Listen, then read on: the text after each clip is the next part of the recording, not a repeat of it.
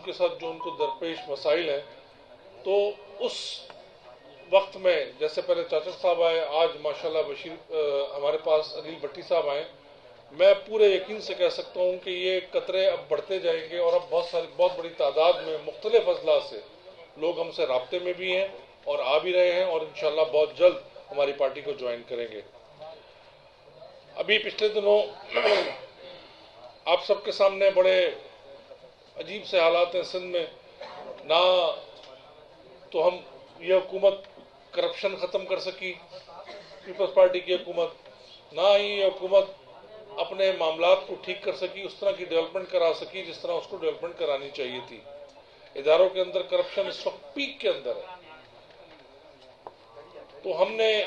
एक बेड़ा उठाया है कि हम इंशाअल्लाह ताला अपने साथियों के साथ मिलकर और अपनी लीडरशिप के साथ मिलकर इस करप्शन को सिंध से ख़त्म करेंगे। हम चाहते हैं कि जो इस वक्त पाकिस्तानी अवाम महंगाई की चक्की में पिस रही है, वो कि हम पीटीआई के इत्तेहादी हैं मरकज़ के अंदर, लेकिन हमें इस बात पर होने पर मैं तो समझता हूं कि बड़ी परेशानी मुझे होती है जब मैं अवाम को देखता हूं कि वो महंगाई की चक्की में पिस रही है। आज आप वो कहते हैं ना, आटे